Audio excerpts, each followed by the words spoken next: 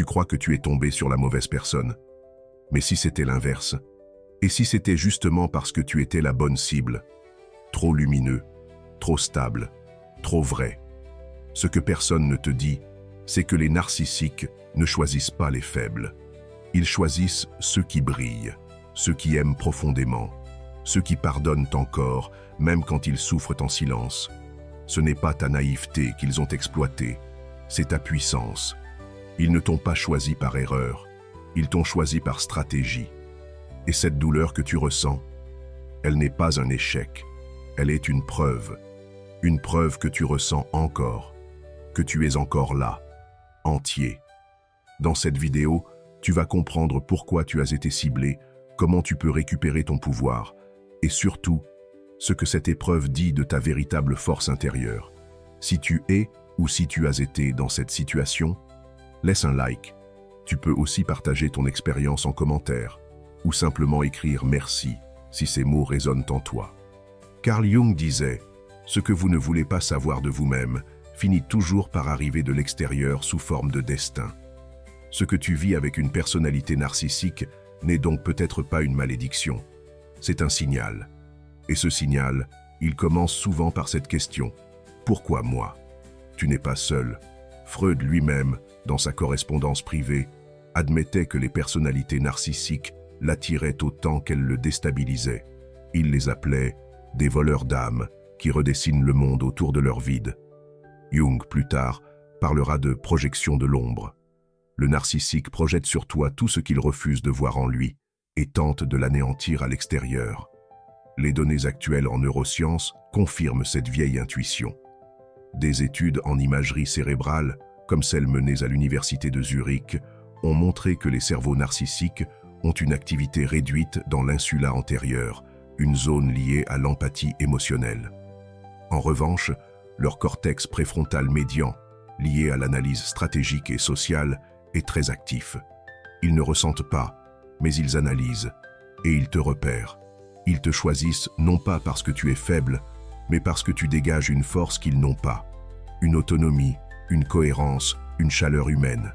Tu penses que c'est ton excès de gentillesse qui t'a piégé. C'est l'inverse. C'est ta capacité à aimer sans calcul, à soutenir sans condition, à voir la lumière même là où elle brûle. C'est ça qu'ils cherchent. Comme un parasite cherche un corps bien vivant. Plusieurs études longitudinales, notamment celle du Journal of Personality Disorders 2017, montrent que les narcissiques sont attirés par des personnes ayant un QI émotionnel élevé, un haut niveau de conscience morale et surtout une forte capacité de pardon. Leur raisonnement inconscient est simple. Cette personne peut absorber mes ténèbres sans m'en renvoyer le reflet. Mais au fond, c'est exactement ce que tu fais. Tu deviens un miroir, et ce miroir les effraie. Parce qu'il est trop clair, trop honnête, trop net. On retrouve ce phénomène chez de grands penseurs comme Viktor Frankl, rescapé des camps de concentration, psychiatre et fondateur de la logothérapie. Frankl disait que plus l'homme est intérieur, plus il attire l'extérieur trouble. Il évoquait souvent la tension entre celui qui cherche le sens et celui qui le fuit. Le narcissique fuit ce sens. Toi, tu l'incarnes. Et c'est pour ça qu'il te cible.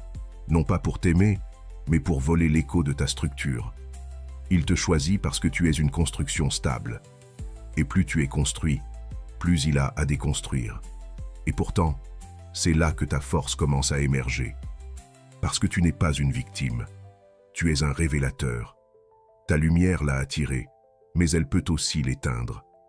Alors pose-toi cette question. Et si ce lien toxique n'était pas un hasard, mais un test? Un miroir brisé, certes, mais qui, une fois recollé, révèle exactement ce que tu es capable de devenir. Avant de passer à la suite, prends un instant pour écrire en commentaire « Je suis capable » pour ancrer le changement en toi et abonne-toi pour la suite. Si tu ressens encore cette confusion, ce poids dans la poitrine, ce doute qui revient la nuit, ce n'est pas un signe que tu es brisé, c'est une preuve que tu as ressenti quelque chose de réel dans une situation qui, elle, ne l'était pas. Et c'est exactement ce décalage qui fait mal. Tu as été sincère dans une interaction manipulée. Les victimes de personnalités narcissiques décrivent presque toutes le même phénomène, une lente perte de clarté. Elles doutent d'elles-mêmes, revoient leurs souvenirs en boucle, se demandent si elles n'ont pas tout inventé. Ce mécanisme a un nom. On l'appelle le gaslighting. Ce terme vient d'un film de 1944, dans lequel un homme manipule sa femme en modifiant peu à peu la réalité autour d'elle, jusqu'à ce qu'elle perde tout repère. Ce n'est pas juste une ruse psychologique, c'est une arme, et ton mal-être est la cicatrice de cette arme. Mais ce que tu ressens maintenant, cette douleur, cette frustration, cette colère même, sont des réponses naturelles. Ce sont des signaux d'alarme interne que ton système nerveux t'envoie pour dire quelque chose d'injuste s'est produit. D'après les recherches du docteur Bessel van der Kolk, auteur du best-seller « Le corps n'oublie rien », les traumas relationnels comme ceux vécus face à des narcissiques ne sont pas stockés comme de simples souvenirs, mais comme des alertes actives dans le cerveau. Le système limbique continue à réagir, même après la fin de la relation. Ce n'est pas une fragilité, c'est une mémoire de survie. Et ce que cela veut dire, c'est que tu n'as pas échoué. Tu as capté, instinctivement, que quelque chose n'allait pas. Même si tu as mis du temps à le formuler, même si tu es resté, même si tu as pardonné 100 fois. Ton inconscient, lui, ne s'est jamais tu. Ce malaise intérieur n'est pas un bug, c'est un message. Et le simple fait que tu le ressentes prouve que tu es intact là où eux sont vides. Carl Rogers, père de la thérapie centrée sur la personne, disait que ce qu'il y a de plus personnel est souvent ce qu'il y a de plus universel. Autrement dit, cette douleur intime, tu crois qu'elle n'appartient qu'à toi, mais elle est en réalité partagée par des milliers de personnes. Des hommes, des femmes, brillants, solides, lucides, qui ont tous douté de leur propre valeur après avoir croisé un narcissique. Le lien n'était pas toxique parce que tu étais faible, il l'était parce que tu étais réel. Et quand on est réel dans un monde fabriqué, on dérange. Tu déranges. Ta façon d'aimer, d'écouter et de ne pas abandonner dérange. Les narcissiques ne veulent pas de ça. Ils veulent contrôler, absorber, détourner. Mais ce que tu ressens encore aujourd'hui, ce n'est pas un dommage. C'est une capacité. La capacité d'avoir vu ce que beaucoup auraient ignoré, d'avoir ressenti ce que d'autres auraient balayé, d'avoir été touché sans être détruit. Une étude publiée dans Psychological Trauma en 2019 a montré que les personnes ayant subi un traumatisme relationnel profond développent souvent, sur le long terme, une intelligence émotionnelle supérieure à la moyenne. Une hypervigilance, oui, mais aussi une acuité. Tu entres dans une pièce, tu sens ce qui flotte. Tu entends ce que personne ne dit. Et même si aujourd'hui cela te semble douloureux, demain, ce sera ton super pouvoir. Souviens-toi, ce que tu ressens est précieux. C'est la preuve que tu as encore un cœur, que tu as encore un système de vérité en toi. Et même s'il tremble, même s'il doute, il n'a pas disparu. Il est là. Et il attend juste que tu recommences à lui faire confiance. Il y a une chose que les narcissiques savent mieux que toi. Ils savent ce que tu cherches, avant même que tu t'en rendes compte. Ils le sentent, c'est presque animal. Et ce qu'ils sentent, ce n'est pas ta faiblesse, c'est ton besoin. Ton besoin d'être vu, d'être reconnu, d'être compris. Ce besoin n'est pas une erreur, il est humain, universel. Freud disait que le besoin d'amour est une dépendance aussi puissante que celle d'une drogue. Et la science moderne le confirme. Le neuroscientifique Matthew Lieberman, dans son ouvrage social « Why Our Brains Are Wired to Connect », explique que le cerveau humain est littéralement câblé pour chercher l'appartenance. L'exclusion sociale active la même zone cérébrale que la douleur physique, le cortex singulaire antérieur. Ce n'est donc pas une métaphore. Quand tu te sens ignoré, rejeté, mal aimé, tu souffres vraiment. Et c'est cette faille-là que les narcissiques exploitent. Ils se glissent dans le vide. Ils t'offrent exactement ce que tu attends. Pas ce que tu mérites, ce que tu attends. Au début, c'est parfait. Ils te regardent comme personne ne l'a fait. Ils comprennent tes blessures sans que tu les exprimes.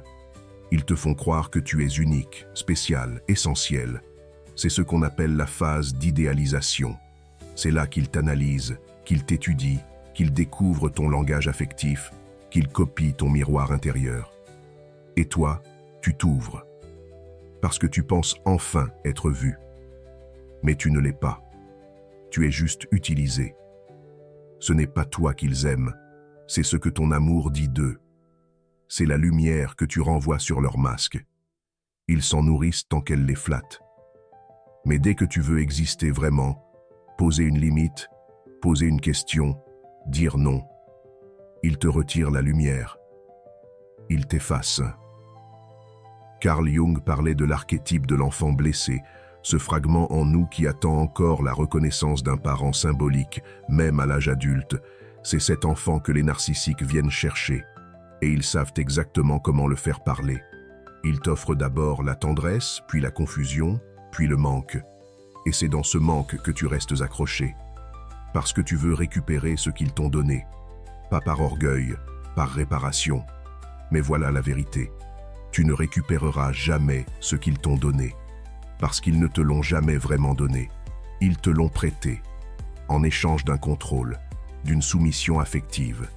Et plus tu cherches à retrouver cette version idéalisée du début, plus tu t'enfonces. C'est ce qu'on appelle l'intermittence émotionnelle, un mécanisme bien connu des psychologues du comportement. Alterner récompense et rejet crée une dépendance plus forte qu'une récompense constante. Exactement comme une machine à sous. Tu ne sais jamais quand tu vas gagner, alors tu restes. Ce besoin d'amour n'est pas une erreur, mais il faut le reconnaître pour ce qu'il est et comprendre que ce que tu cherchais chez eux ne viendra jamais d'eux. C'est en toi que tu dois retourner chercher cette reconnaissance, non pas comme un repli, mais comme une reconquête. La chercheuse Brené Brown, mondialement connue pour ses travaux sur la vulnérabilité, affirme que le sentiment de valeur personnelle naît de la capacité à rester fidèle à soi-même, même dans l'absence de validation extérieure. Autrement dit, le moment où tu reprends ton pouvoir, c'est le moment où tu n'attends plus qu'on te dise qui tu es. Et ce moment-là commence quand tu cesses de chercher l'amour chez ceux qui t'aiment mal. Avant de continuer, n'oublie pas de laisser un like et de t'abonner, ou encore de partager ton expérience en commentaire. Marc Aurèle n'a jamais crié, pas même lorsqu'on l'a trahi dans son propre palais. Il n'a pas répondu à la perfidie par la fureur, mais par l'écriture. Le meilleur moyen de se défendre contre une attaque, c'est de ne pas lui ressembler, disait-il. Et pourtant, il était empereur de Rome. Il avait le pouvoir d'écraser ceux qui l'humiliaient.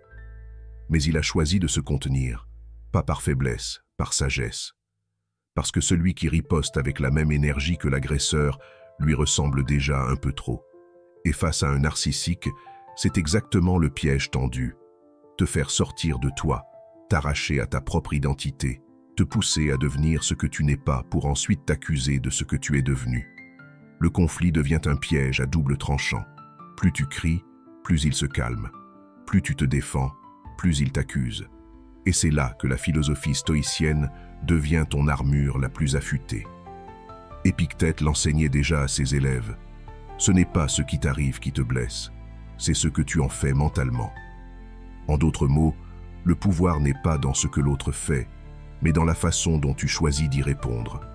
Ce n'est pas fuir, ce n'est pas subir, c'est résister intérieurement, c'est faire le choix du calme comme discipline. Les neurosciences valident aujourd'hui cette posture.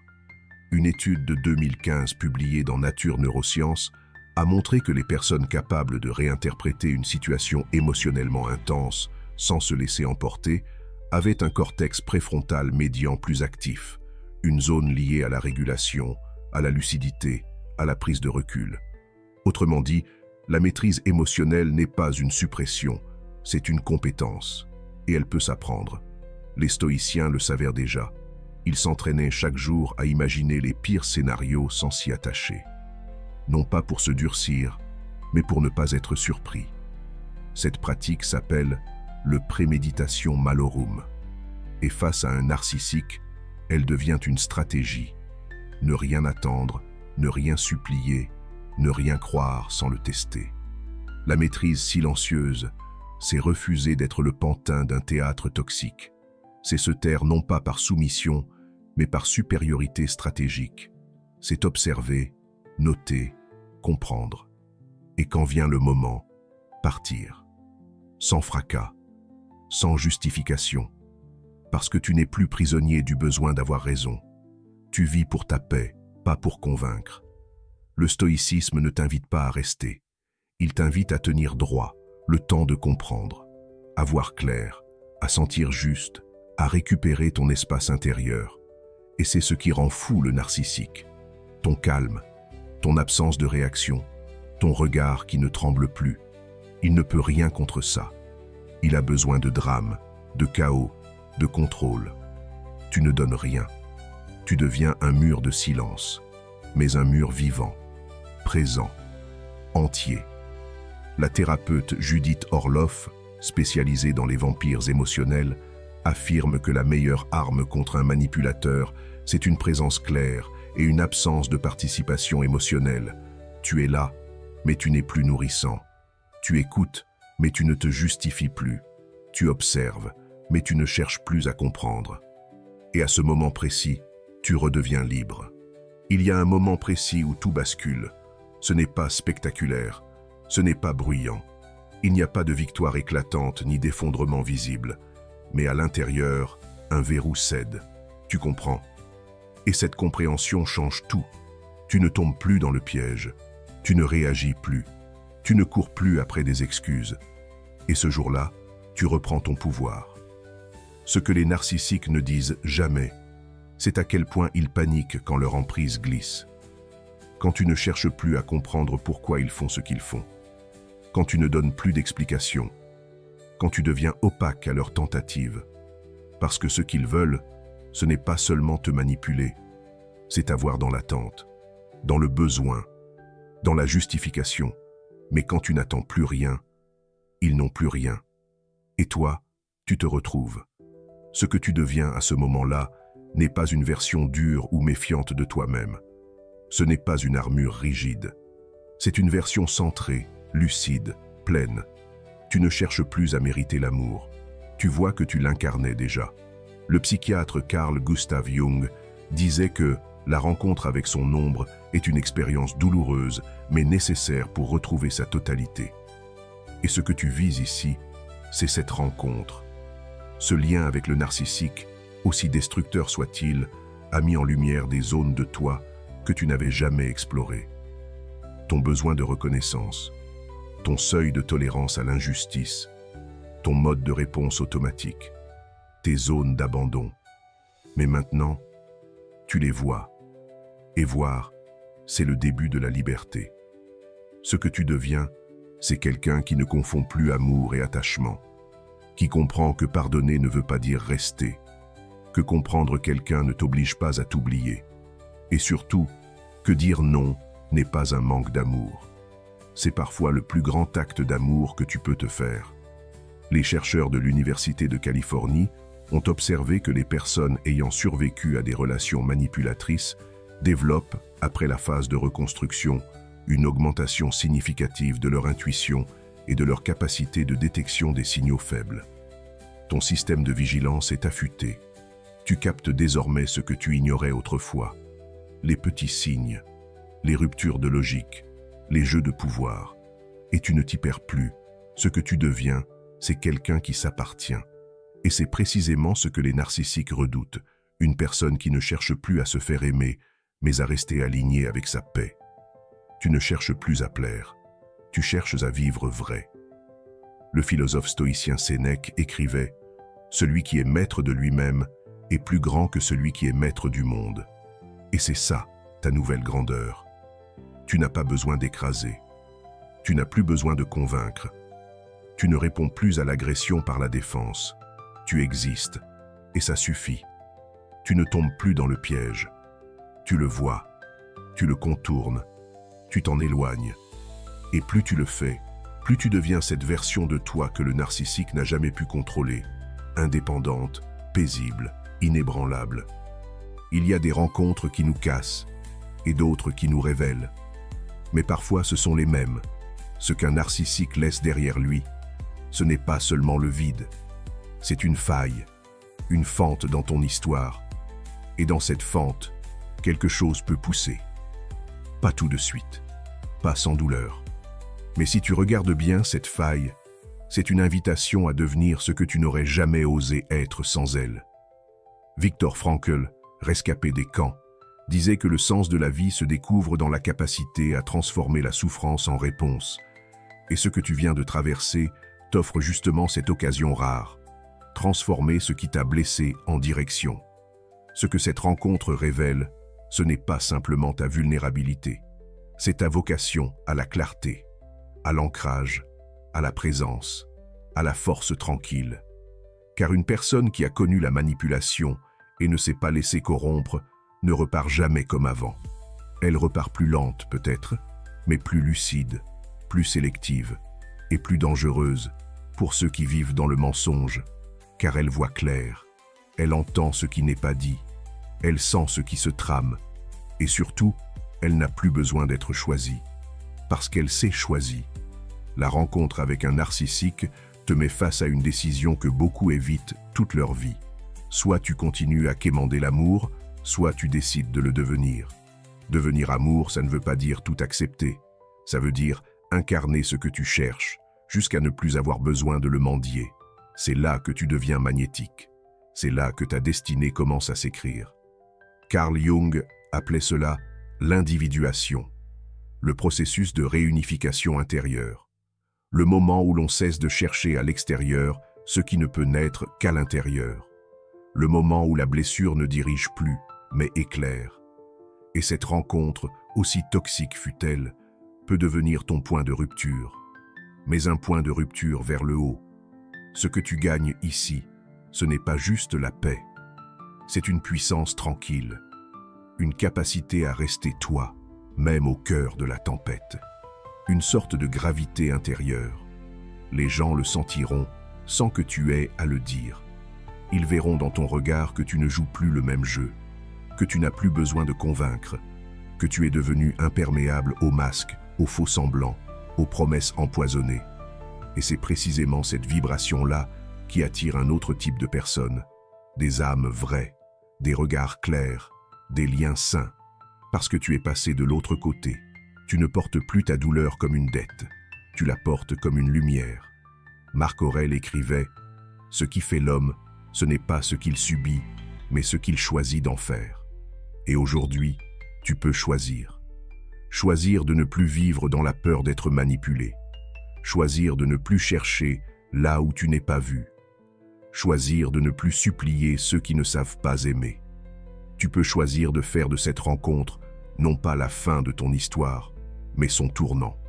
Le moment où tout s'éclaire, le moment où tu te relèves, non pas pour te venger, mais pour exister pleinement. Et quand ce jour viendra, et il viendra, tu sauras que cette blessure n'était pas la fin. Elle était l'appel. On arrive bientôt à la fin.